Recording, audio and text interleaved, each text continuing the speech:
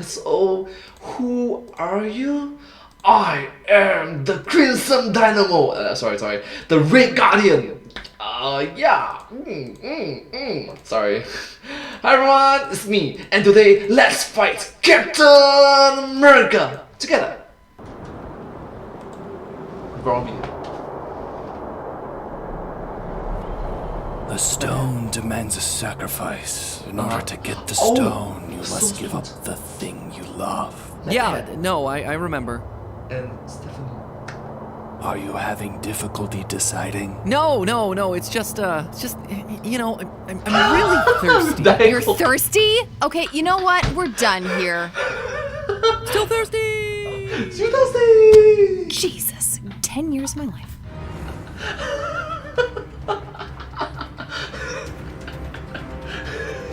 Pat, come on, man. You don't do that. Hello, Internet. Welcome to Film Theory. Hello, Internet. Welcome to Film Theory. Hello. Where today I'm tossing you a little challenge. Hit the subscribe button before Black Widow hits the pavement. It's called the Sell Your Soul Stone, to the algorithm, of course. Is this the greatest power in the universe? Alright, subscribe. Thank you so much. And don't forget to ring the notification bell as well. So, thank you. After a delay of almost 2 whole years thanks to the pandemic, Marvel's Black Widow solo movie is finally in theaters, and I gotta say, it is not for the kiddos. Don't get me wrong, as an adult, thought it was totally fine. I enjoyed a lot of it, but between suffocating pigs played for laughs, non-consensual hysterectomy jokes, and a very real undertone of child trafficking, it was an intense way of hopping back into the big screen MCU. Okay, it has a lot of pockets, but I use them all the time, and I made some of my own modifications. I like your vest. God, I knew it. I knew you did. It's so cool, right? Aw, never mind. Screw those hundreds of people dying in an avalanche. These brainwashed killers are so #relatable. But in all seriousness, I gotta say, having the MCU, this huge staple of movie-going culture back in theaters, really does feel like a symbol of things coming back into place. Kind of like a page being turned. On the other hand, you might be thinking, well, that's a nice sentiment, Matt Pat, but how much of a film theory can you get out of Black Widow when it's a 2-year-old movie and a prequel? So we already know where all of this is headed. To it. Yeah, case in point, we all know what happened to Black Widow, right? She, soul stones. Which I say, oh ye of little faith, have you forgotten that we're still finding new theories in classics like WALL-E? Heck, the new Shang-Chi trailer revealed that the Abomination is back, and we haven't seen that guy since the Incredible Hulk 13 years ago. Yes, that kid. Theory crafting never dies. But yeah, sure, we do have to work our precognitive muscles extra hard on this one, considering the main character's future is, past before it even begins. And thanks to all the release schedule shakeups, big Easter egg teaser moments like the end credit reveal of Contessa Valentina weren't such a big deal since they'd already happened on the smaller screen. These boots are not made for walking. Valentina, Allegra, De Fontaine. No, my dear theorists, what I want to focus on today is something that flew under everyone else's radar. A series of throwaway jokes from the movie that no one is really talking about, but I suspect might be more than just one-liner gags. In fact, I think these little quippy, jokey moments might be setting up one of Marvel's deadliest and most disgusting villains. So something like a ha. An evil version of Captain America. What? No, sorry, not that one. It's a different one. There's honestly a lot of them. Get ready to pull an Abomination and wait another 13 years for this one to pay off, but I think Black Widow, without anyone realizing it, set up the introduction of the villain you're gonna love to hate, the disgustingly evil William Burnside. Alright, case in point is a different Captain America. That's, case in point, there's a lot of different Captain Americas. What he mentioned is one of the few Captain Americas. There's one that even said, Hell Hydra. I tried to make it sound intimidating, but Burnside. No, it's not really. He's really bad. Also, waiting 13 years for this one to pay off. Hope you wound up hitting that subscribe button earlier. I'll see you all back here in 2034 to tell me how wrong I was. Anyway, just to make sure that we're all on the same page, Black Widow actually takes place in between Civil War and Infinity War in the overall timeline, but it focuses on Marvel's favorite meta-moral of the 21st century, found family. He may have been your father, boy, but he wasn't your daddy. So I am no more than another stolen relic. You're my son. I wanted only to protect you from the truth. Family back together again. Nothing says acceptable mother figure quite like the woman that forced you to be a sleeper agent for Mother Russia in your formative years before sending you off to be mutilated and brainwashed against your will into a soldier for the state using technology that she built. But don't worry, everything is forgiven because there's an emotional hand squeeze at the end. I don't mind that I can't birth children anymore and that you brainwashed my sister against her will for multiple decades of her life. It's good to see you again, Mom. Anyway, while her surrogate mother was busy torturing pigs, her surrogate dad, Alexei Shostakov, was out having the sort of adventures that I'm gonna be talking about today. The Red Guardians! Oh wait. Or is it the Crimson Dynamo? Sorry.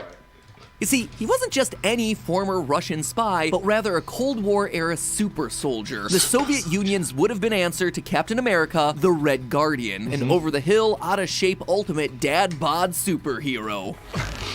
Okay. It still fits. Case in points, dead bots are beautiful bots too.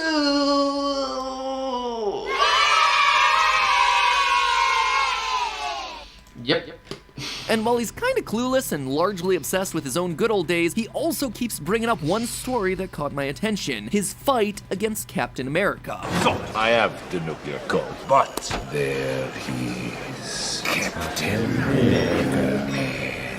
I grab hold of his shield. Face to face, it's a test of strength. Anyway, this shield, I use it to my advantage. I take it, I push him out the window. Now, we know that this can't be true. Captain America, aka Steve Rogers, was frozen from 1945 until the early 21st century. There was no way for him to be around at the end of the Cold War when Alexei would have been active as the Red Guardian. And the movie actively calls him out on this fact. What year was this? I don't know. Like 83, 84. Captain America was still frozen in ice then. Are you calling me a liar or something? Huh? So on the surface, it seems like a simple joke, and a really clever, efficient bit of screenwriting to get across what people who've never heard of this obscure Marvel character need to know about him for the movie. He was a super soldier, he has the same basic powers as Captain America, and he tells obviously fake tall tales because he's that sort of guy. They debunk it, they move on, except, funny thing, they keep going back to it. Did he talk to you about me?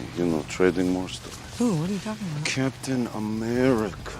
My great adversary in this theater of geopolitical conflict. Okay, so there it is again, which means something else is going on. By the rules of screenwriting, the Captain America fight has been set up for us in the Red Guardian's first scene. We're then reminded of this story at the midpoint of the film, which means that there's gonna be some sort of payoff, right? Like maybe he meets Captain America in some funny way, or as part of his emotional journey, he admits that he never fought Captain America. And even though everyone already knew that, it's a big deal for him because he's been living in denial the whole time. But no, nothing ever comes of it. Is it maybe a weird Easter egg reference to a 1983 or 84 era comic book where the two of them fought? Nope. The two do fight once in Avengers number 44, but it has nothing to do with that 80s reference, which feels oddly specific. Could it be a reference to real life history? Again, not really. I mean, the Soviet Union boycotted the 1984 Summer Olympics, where the Russian state and 14 of its ally nations refused to participate in the Olympic Games in Los Angeles in response to the US having boycotted the 1980 Games in Moscow. But again, that's completely disconnected from anything in the movie. So could it have just been a joke? Red Guardian's actor David Harbour doesn't really know. In an interview with Inverse, Harbour says, quote, "I will say the stories are absolutely true 100%. Part of the fun thing about Alexei is that I wasn't interested in reality. He doesn't even know that he's lying." In another interview with The Wrap, he says, quote again, "I don't know. Like, I don't know, and they won't let me tell you even if I did know, but I don't." So let's go back into MCU lore, shall we? Let's see if this battle could have actually taken place based on everything we know. For those who skipped it, or those who just forgot, the Disney Plus series Falcon and the Winter Soldier told the story of how the government gave innocent people the super soldier serum and then tortured them to figure out how to make the serum work for more people. One such victim was Isaiah Bradley, who fought in the Korean War. A handful of us got shot up with different versions of that serum. They sent us on missions. For the next 30 years, they experimented on me, trying to figure out why the serum worked. The Korean War lasted from 1950 to 1953. After the war, we're told that he was imprisoned and suffered through 3 decades of brutal testing before his death was faked and Isaiah was freed under a new identity. So it's unlikely that Red Guardian went up against Isaiah specifically, but with Red Guardian saying 1983 and 1984, the timing does line up for the government to have had other super soldier candidates running around being active at the same time. So to recap, we have Steve Rogers trapped in ice and the first round of super soldier experiments from the 50s completed with the test subjects all mostly dead, but what Isaiah's story tells us is that by the 80s, it's highly likely that the government had a better version of the serum to use. I mean, consider this. The government had one secret super soldier fighting in the Korean War in the form of Isaiah Bradley. Why not have some others at later points in history as well? And it could easily have been one of those who fought the Red Guardian. The one thing that we do know about Alexei is that, while he's certainly big and kinda dumb and definitely a braggart, he's also the most honest of Black Widow's team. So if we allow that he's not simply making the whole thing up, we have to allow for the possibility that he's telling the truth. As far as he knows it, he actually did fight, not necessarily the Captain America, but a Captain America. And this, I think, is the key. You see, in April of 1984, there's that year again, Marvel released What If number 44. What If was a Marvel anthology series published from 1977 to 2011, which is basically what it said on the cover. Each issue told a single self-contained story imagining if famous events from the Marvel Comics continuity had happened differently in some way, allowing writers to try out alternate takes on characters or just explore ideas and concepts that fans otherwise would never have a chance to see. It's basically the same premise as the upcoming Disney Plus animated series of the same name. But here's why it matters to Red Guardian's story. You see, What If number 44's big concept was what if Captain America came back today? As in, what if Steve Rogers had stayed frozen rather than thawing in the mid-60s like he had in the official Marvel continuity in the comics? And the result of that what if was that the United States would transform into a fascist dictatorship where all dissent is crushed and minorities are forced to live in racially segregated ghettos, all under the iron fist of Captain America, a guy who happens to look exactly like Steve Rogers. You heard that right. In What If number 44, if Steve Rogers stayed frozen, a new Steve Rogers lookalike would rise and replace him, taking on the role of Captain America, and this guy would be evil AF. His name? William Burnside. Again, tried to make it sound a lot more intimidating than it actually is. It is not that intimidating of a name. What's even weirder, though, is that this guy was, at one point in the comics, an official, actual Captain America. No what-ifs needed. It gets a bit confusing, so follow me on this one. In the Marvel Comics canon, just like it is in the movies, Steve Rogers becomes Captain America around 1941. He fights during World War II, and he's involved in a final mission where he becomes frozen, only to be rediscovered in the modern world. But his story didn't always go that way. See, the original Captain America World War II comics were actually written during World War II, when Marvel was called Timely and American superhero comics were at their peak popularity. And originally the story didn't end with Steve meeting a tragic fate, he just kinda kept going after the war. But without any Nazis to fight, publishers struggled to find ways to keep characters like Cap relevant, at one point even trying to market the series as a horror comic. Most infamously, though, was when the property jumped on the McCarthyism Red Scare bandwagon of the 1950s and rebranded Steve Rogers as Captain America Commie Smasher. It did not go over super well. Eventually, superheroes vanished from store shelves for over a decade until the genre regained popularity in the 1960s when Marvel decided they wanted to bring Captain America back in the pages of the Avengers. Except, they wanted to sweep all that awkward and embarrassing post-war era Cap under the rug, so they took the chance to retcon his story by creating his new, cooler, and less problematic origin story, a heroic soldier from World War II who bravely fought Nazis before winding up frozen in time. Except, it turned out that not everyone forgot about the Commie Smasher, and those readers demanded an answer as to what happened to that version of Captain America. Marvel's answer was a bit confusing. Someone who looked just like Steve Rogers, who also had super soldier powers, had been operating as Captain America while Steve was a human rocket pop. Okay, so suspicious, but coincidence? Sauce. Well, I'm not too sure, so sorry. Captain America number 153, Marvel shocked its readers with the story of William Burnside, a scientist and historian in the 1950s who'd grown up obsessed with old-school American patriotism and Captain America specifically, like in a psycho-stalker sense. Not only did he try to develop his own bootleg super soldier serum, he got plastic surgery and altered his vocal cords to look and sound just like Steve Rogers. Also, he could beat the red menace of communism and minorities and liberals and anyone else he deemed deemed a non-patriot. Seriously, this guy is essentially John Walker from Falcon and the Winter Soldier cranked up to 1,000, with the same serum ramping up his super strength, also granting him the power of super bigotry. Worst power ever. Eventually, he's defeated by the original Cap, but it leaves the real Steve Rogers shaken and disturbed to know that someone could have taken that kind of negative lesson from him. And since then, he's reappeared several times over the years as one of Marvel's most increasingly dark and twisted bad guys, at one point becoming the Grand Director, which, if the uniform didn't give it away, he's the leader of the Marvel Universe's KKK. Anyway, the story was written by Steve Englehart, which is also important since the MCU has been adapting parts of his 70s and 80s work a lot recently. He wrote the original Vision and the Scarlet Witch miniseries that partly inspired WandaVision. He was WandaVisions! Yeah, I'm gonna do this, I'm going to do that.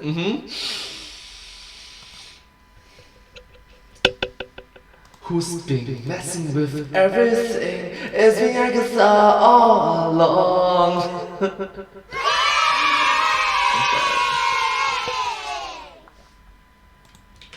responsible for the epic Avengers Celestial Madonna saga, which created a bunch of lore for Kang the Conqueror and might have just ended up inspiring some of Loki. He co-created Shang-Chi, and he was also responsible for another famous Captain America storyline called Secret Empire, which was the first time Steve Rogers gave up the shield after becoming disillusioned by discovering US government corruption, so one of several stories that contributed to Falcon and the Winter Soldier. So with all that in mind, you see where this is going. Red Guardian did indeed fight Captain America in the 80s, but not Steve Rogers. Not the Captain America that we know. Instead, he fought one of the offshoots of the Isaiah Bradley research, William Burnside, a lookalike obsessed with Steve and with a toxic sense of patriotism. The timeline of events in the MCU work, the 1984 date lines up with that iconic What If comic. It falls in line with Marvel's current obsession with the works of Steve Englehart, but most importantly, it's an interesting story that lets him continue exploring the same theme that made Steve Rogers compelling in the first place. What happens when you ask a person to become a symbol? Not a perfect soldier, but a good man. So, when will we see this fight actually happen? Will we ever see it happen? I say yes. Either it's gonna appear in the new What If series, in which case we only have a little while to wait, or Disney is waiting to see the public reaction to Red Guardian and the Black Widow movie to determine whether any of those characters should continue on to get their own series. But regardless, I don't see those lines as a one-off joke. It's the sort of thing that Marvel has historically done. Layer in something that they can pay off later down the line if they want, or let it fall by the wayside so everyone forgets about it if consumer interest goes another way. But considering how much the internet loved Red Guardian and how cool an evil doppelganger Captain America story would be, I wouldn't expect this one to just fade away. And you must understand that the Red Guardian was kind of a dad joke meme. It's quite funny, yeah. I've got to pay respect to the actor and the team behind it, the writers. They are just incredible for making this character so adorably funny. But hey, that's just a theory. A film theory. And cut. Well, anyways, thank you all so much for watching this video together with me. I hope you find this video very interesting and quite neat to watch. It's quite special, isn't it? If you do like this video, please remember to like, share, and subscribe to my channel and comment down below if you have anything to share with us. Don't forget to follow my channel and sincerely appreciate all of the support and encouragement from my work. Thank you so much. I honestly, genuinely, sincerely appreciate your motivational, encouraging, supportive words, comments. It's very wholesome and positive. Thank you all so much. You're the best. Anyways, having said that, I hope to see you all in my next video. But hey, that's just a theory, a film theory, and cut.